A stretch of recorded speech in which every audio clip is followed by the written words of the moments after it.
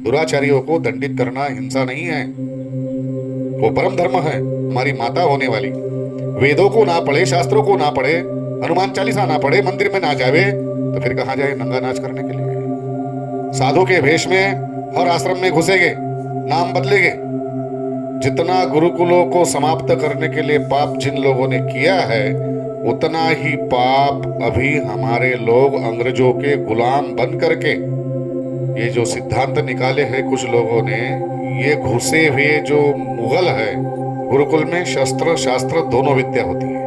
पुरा युगेशु नारीणाम मौंजी बंधनम इष्यति। नमस्कार मित्रों।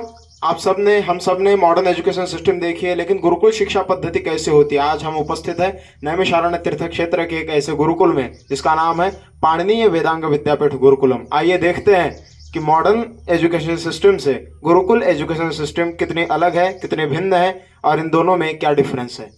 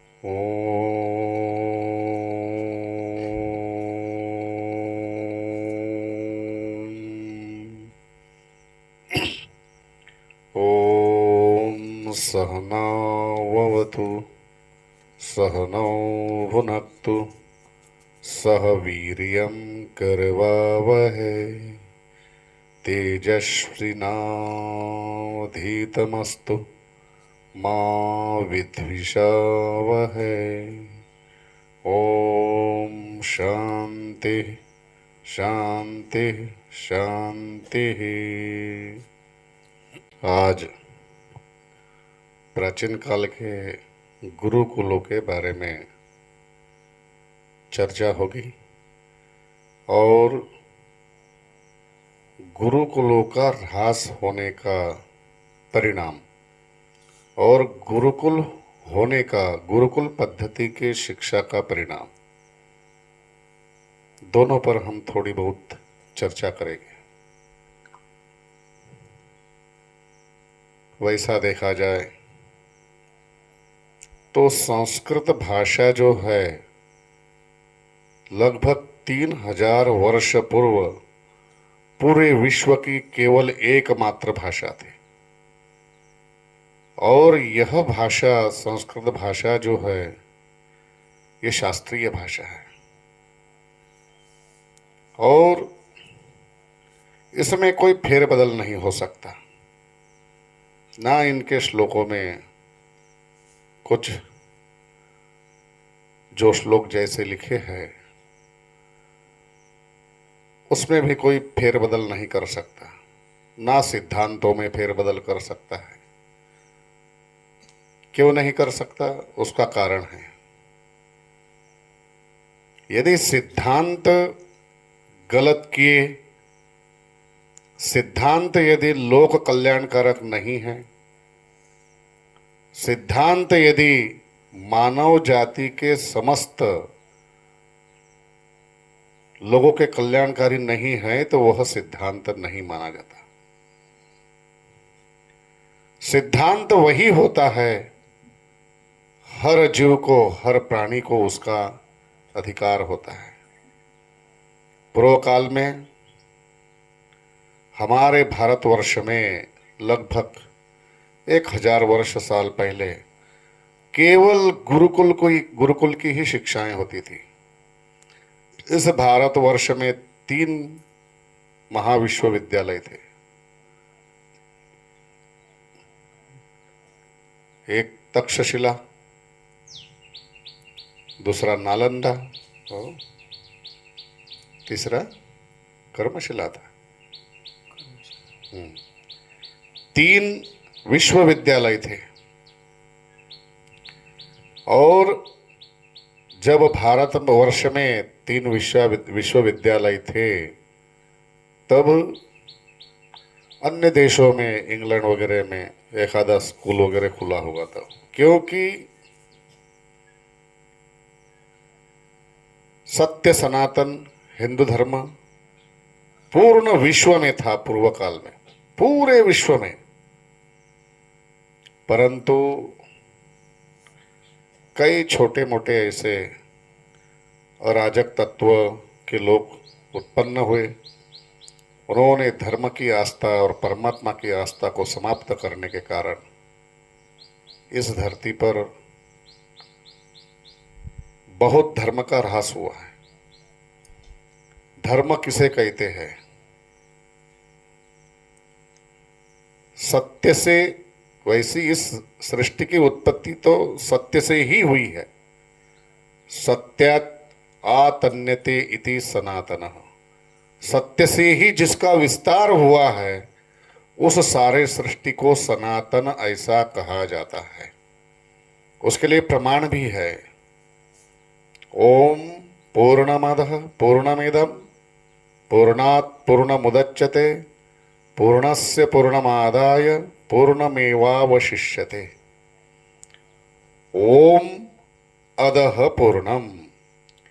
ओमकार स्वरूप जो अनंत परमात्मा है, वो कैसा है? अपने आप में परिपूर्ण है। पूर्णात् पूर्णम उदच्यते। उस पूर्ण ओमकार स्वरूप से ये सृष्टि रूप ऐसा जो अपने सामने दिख रहा है, वैसा का वैसा ही पूर्ण उत्पन्न होता है। और जैसा जिससे उत्पन्न होता है वो तो अपना अवशेष रहता है, जैसा का वैसा ही रहता है। लेकिन ये सृष्टि सत्य से, उस ओमकार अनंत परमात्मा से ही उत्पन्न हुई है। मनुष्य मानता नहीं है, अज्ञानता है। और अज्ञानता होगी तो हमारे गुरुकुलों को समाप्त करने के कारण। पूर्व काल में हमने इतिहास में सुना है, बात भी सत्य है, तक्षशिला जैसे गुरुकुल को खत्म कर दिया मुगलों ने, और भारत में नालंदा ऐसे बड़े बड़े विश्वविद्यालय समाप्त कर दिए। उसका परिणाम क्या हुआ?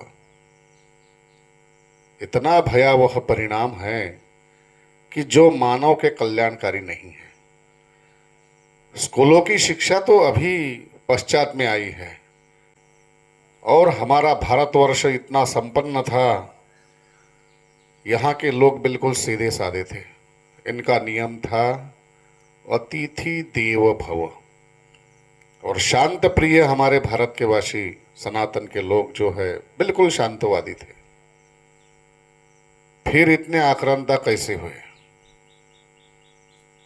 कुछ ऐसी विकृतियां आई कि जिन लोगों ने अधर्म को भी धर्म समझा है, अधर्म को भी धर्म समझा है, जिसको मजहब के नाम से जाना जाता है, उन आक्रांत वाले लोगों ने क्या किया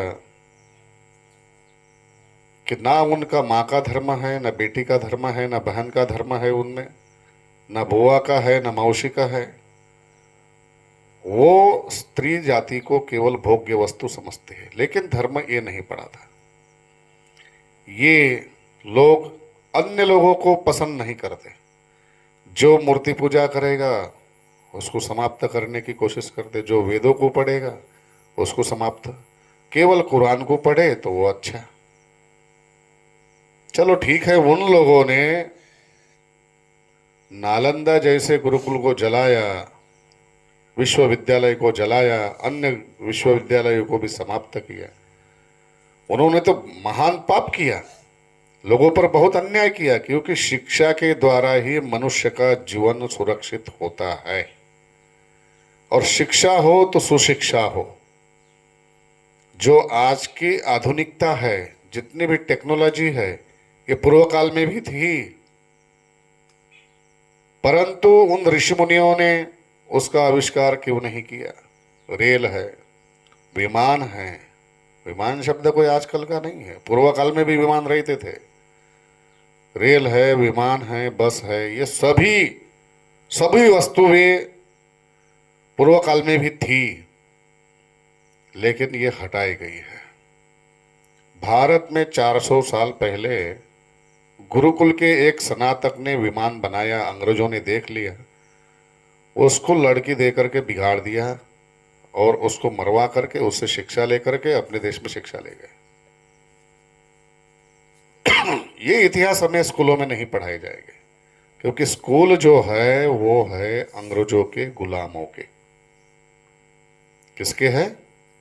अंग्रेजों के गुलामों के स्कूल बने हैं, तो वो अंग्रेज जो कहेंगे वही। ये भी बताते हैं कि मनुष्य को पहले पूंछ थी, मनुष्य बंदर के प्रजाति का था। ये सब 100% झूठ है। तो मनु राजा तो 1 लाख से भी अधिक वर्ष पहले राजा मनु हुए थे इस धरा पर। और मनोरापत्यम मानव, मनु की जितनी संतति है, जितनी भी उसकी संतति है, उनको मानव ऐसा कहा जाता है ना। मानव कहा जाएगा, मनुष्य भी कहा जाएगा। मनु शब्द से शंग प्रत्यय होकर के मनुष्य ऐसा कहा जाता है, शब्द बनता है उणादि कोश में।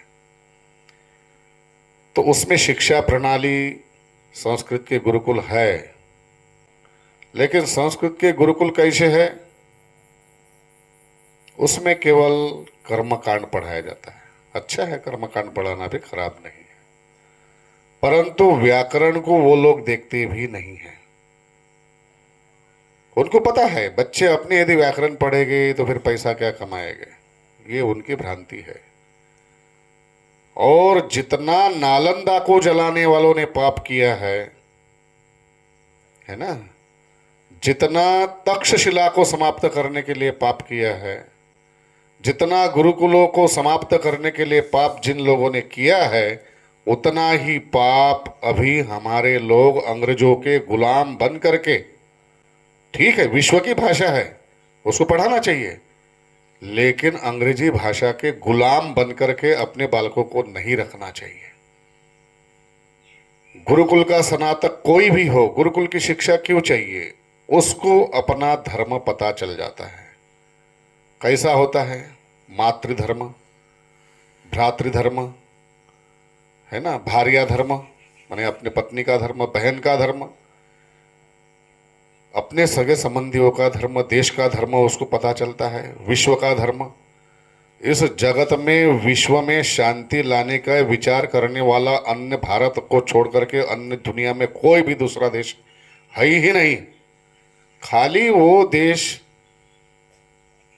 परमाणु की उत्पत्ति करके, परमाणु का आविष्कार करके एक दूसरे देशों को खत्म करना चाहते हैं। और उसमें शांति कहां से मिलेगी? मनुष्य ही समाप्त मनुष्य को करेगा, तो वहां शांति की तो बात ही नहीं है।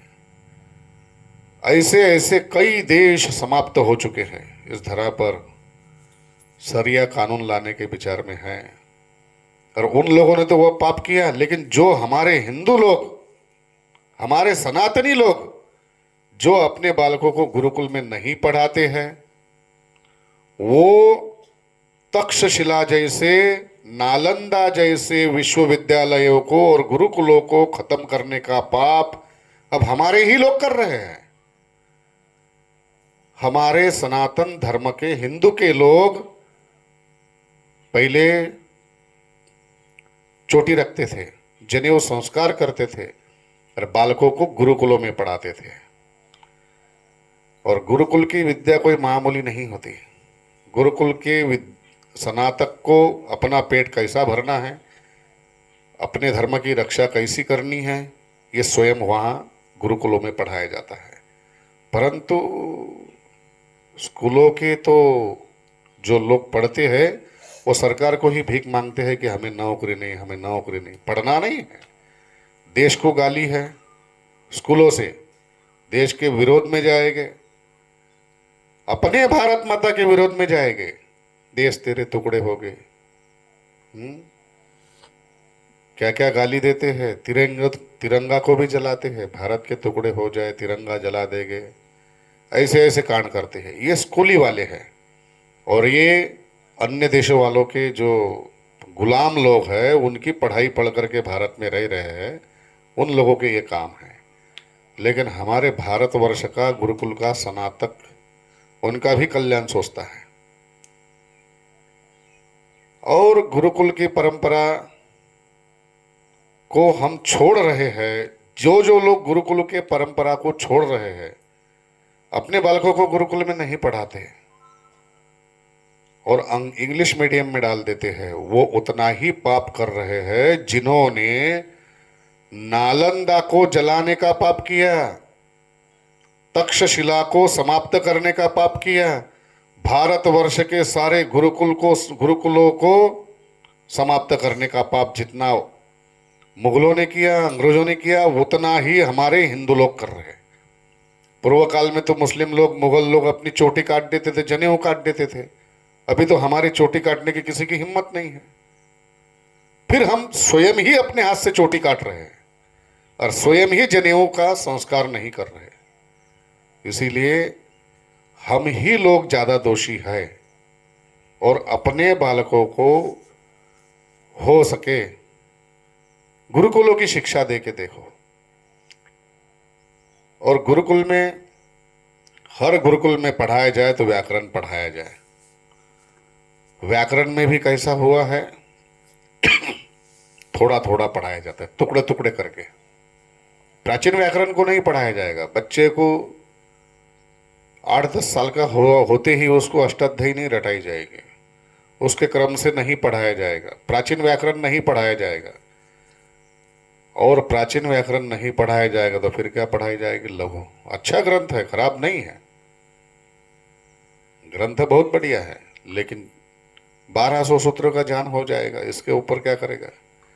डिग्रियां लेके बहुत घूम रहे हैं, उस लघु को भी सही ढंग से नहीं पढ़ाना आता, अपने आगे आचार्य लगा देंगे, अपने आगे आचार्य लगा देंगे, डिग्रियां लेके खूब घूमेंगे।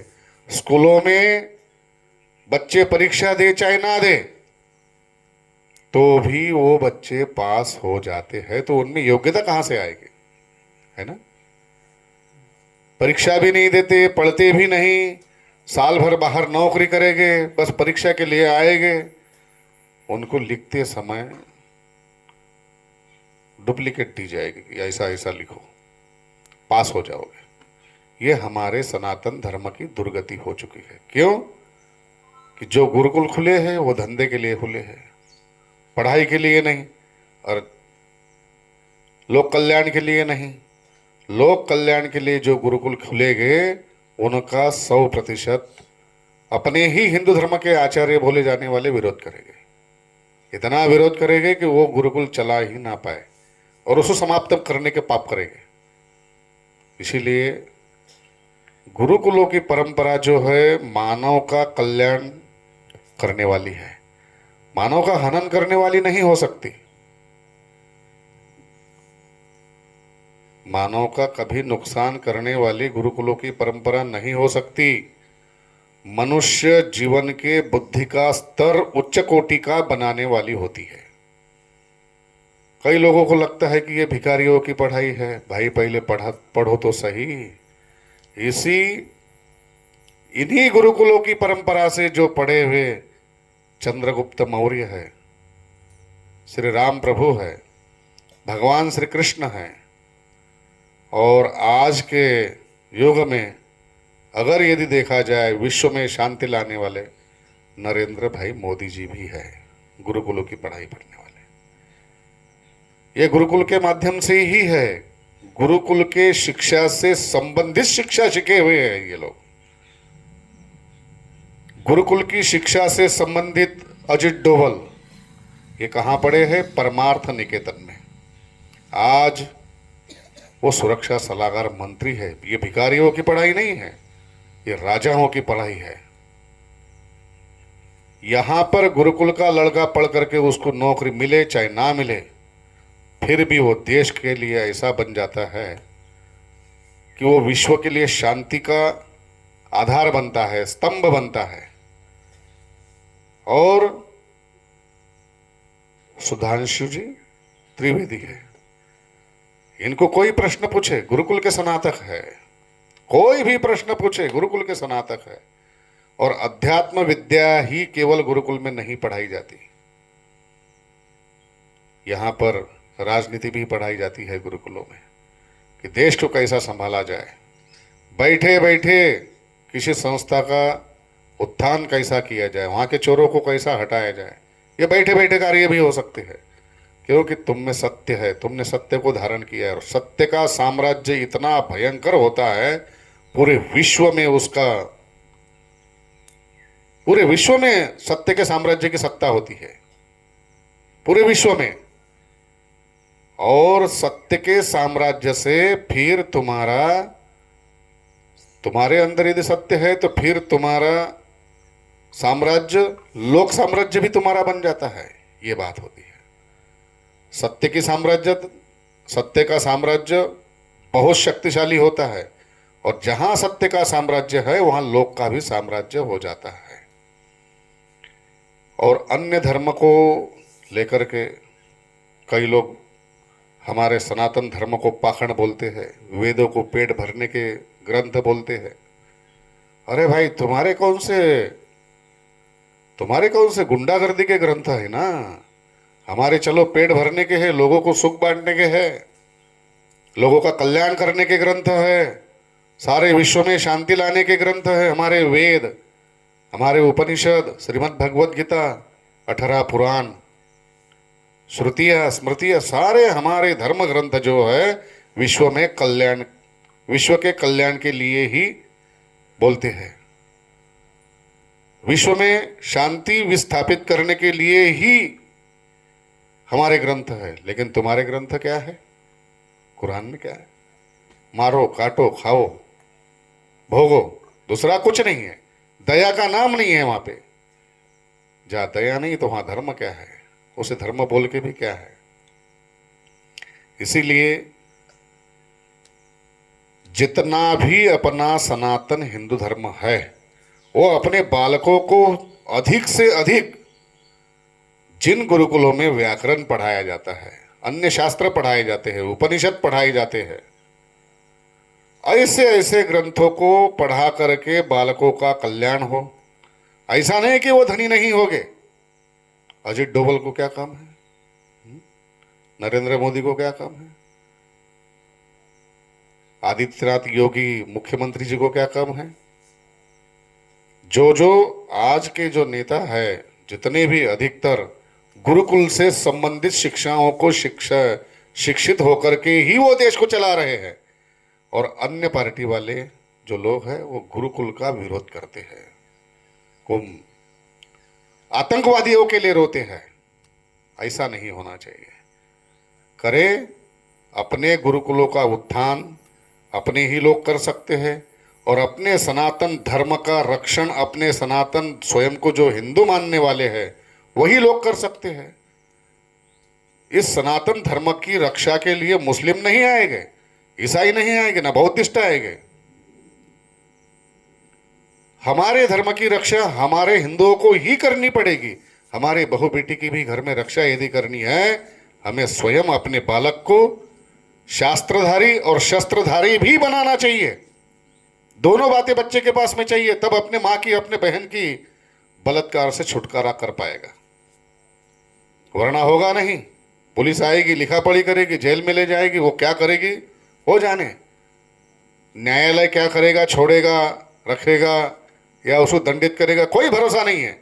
लेकिन अपना स्नातक गुरुकुल का सीखा हुआ बालक यदि अपनी माँ बहन के लिए समर्थ होगा रक्षा से, तो वो केवल गुरुकुल की शिक्षा से होगा।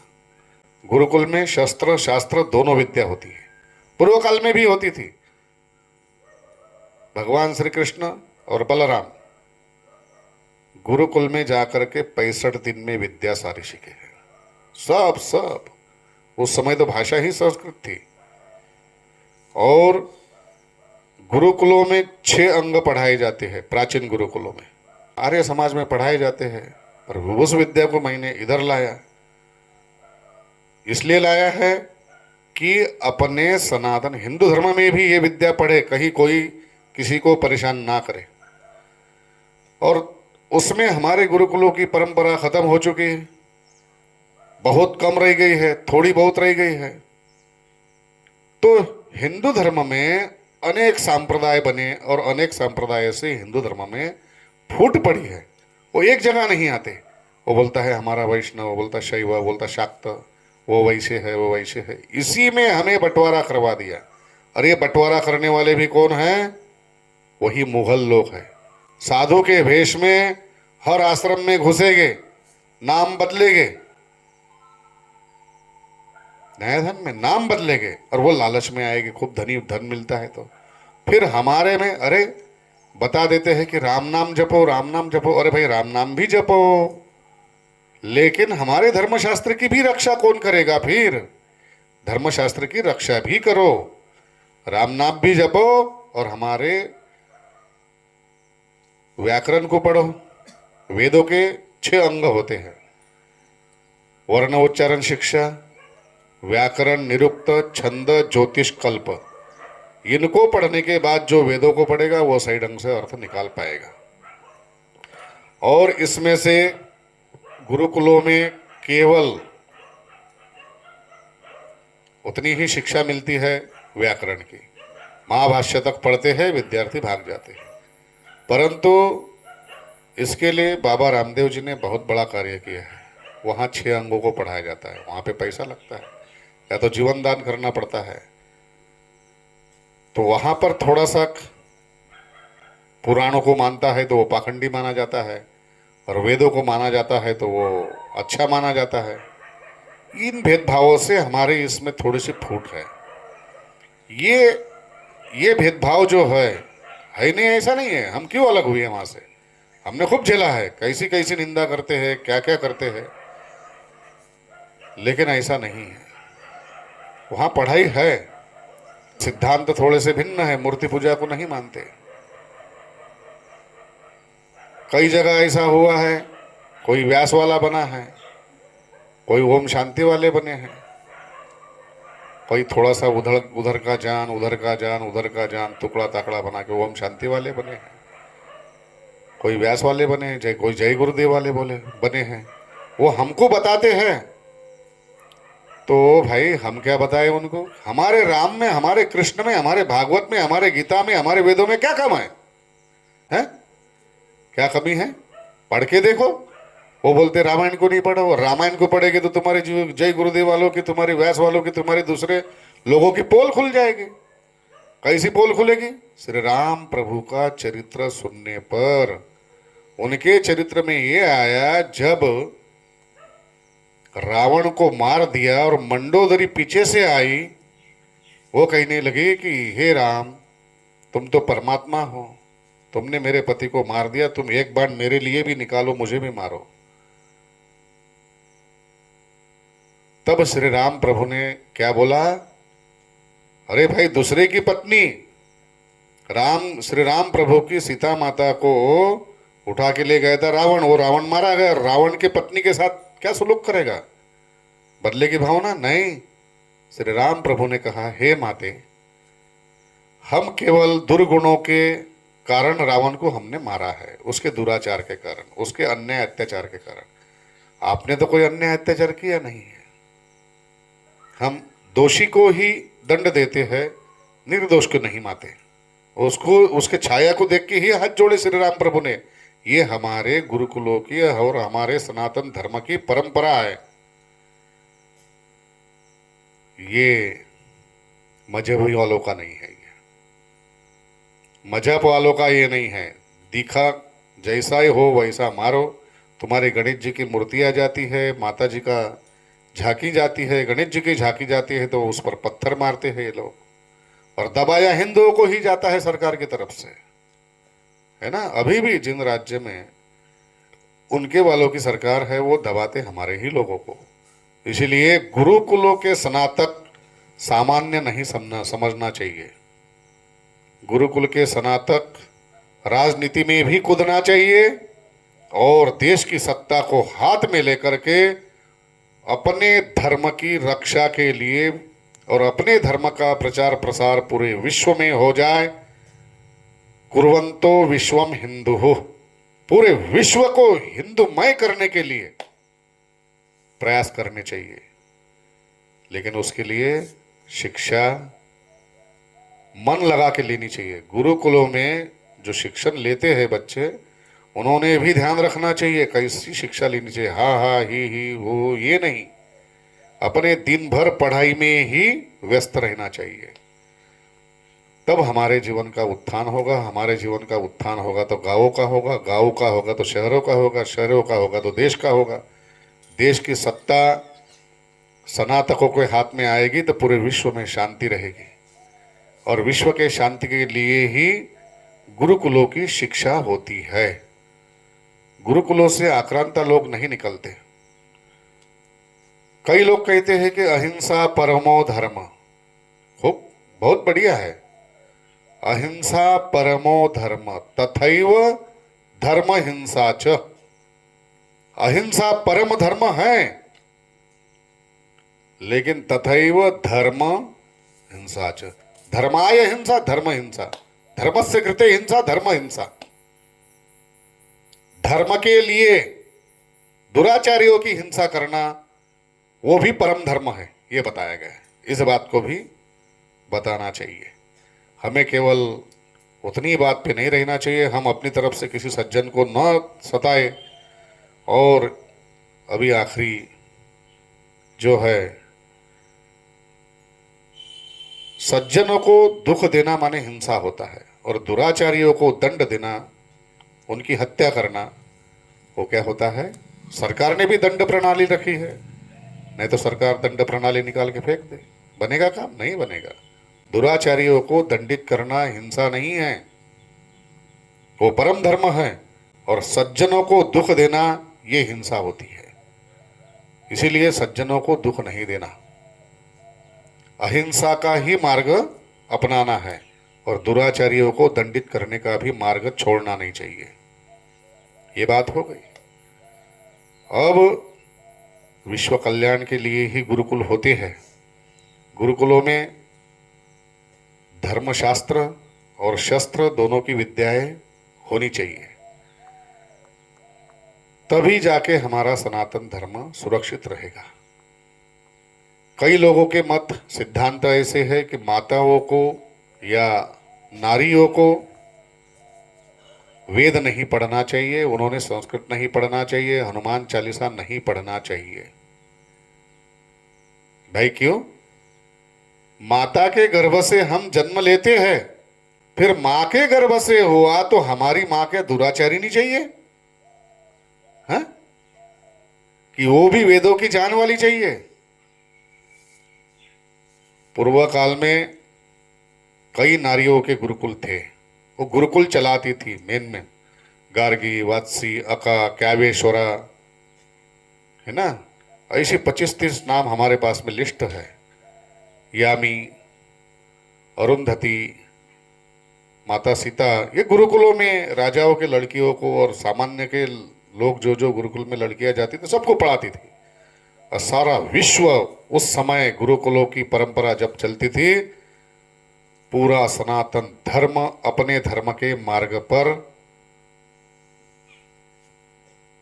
माने परिपक्व होके चलता था। लेकिन माताओं की शिक्षा क्यों नहीं चाहिए भाई? ये जो सिद्धांत निकाले हैं कुछ लोगों ने, ये घुसे हुए जो मुगल है हिंदू धर्म में, सनातन धर्म में घुसे हुए कई ईसाई है, कई बौद्धिस्ट है, और पता नहीं चलते, नाम बदल देते थे। उस समय कोई कार्ड नहीं चलते थे अपने, कौन से आधार कार्ड, कहाँ से पैदा हुआ, कौन है तेरा, क्या, कुछ नहीं चलता था। ऐसे ही गुरुकुल की शिक्षा ले लेते थे थोड़ी बहुत, और लोगों में बोलने में चटक पटक रहते थे, लोगों में अराजकता फैला देते थे। उन श्लोकों को, निषेध वाले श्लोकों को किस समय देश काल प्रसंग देख करके ही उसको मना था। ब्रह्मचारी और ब्रह्मचारिणी एक साथ रह करके विद्या नहीं पढ़नी चाहिए, ये उसका नियम था। नया धर्म है। माताएं जो है, जो विदुषियां थी, विद्वान नारियां थी, वो केवल लड़कियों को ही पढ़ाए अगर धर्म में, और विद्वान पुरुष विद्वान लड़कों को ही पढ़ाए, विद्यार्थियों को ही पढ़ाए। ये नियम के, इस नियम के लिए वहां पे बताया है।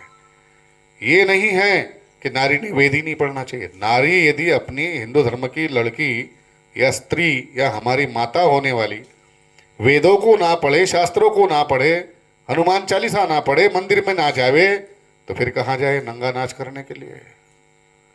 वो अच्छा है, वो वहां चली गई तो चलेगी, कौन सा पाप होता? कुछ पाप नहीं होता वेदों को पढ़ने से। बहुत सारे लोग ऐसे बड़े बड़े मठाधीश बैठे हैं जिन्होंने हमारे सनातन धर्म का ह्रास कर दिया है अपने आप को विद्वान मान करके, और कई श्लोक ऐसे घुसाड़े हुए हैं, ऐसे सिद्धांत हमारे धर्म के कल्याणकारी नहीं है, मानव कल्याणकारी नहीं है।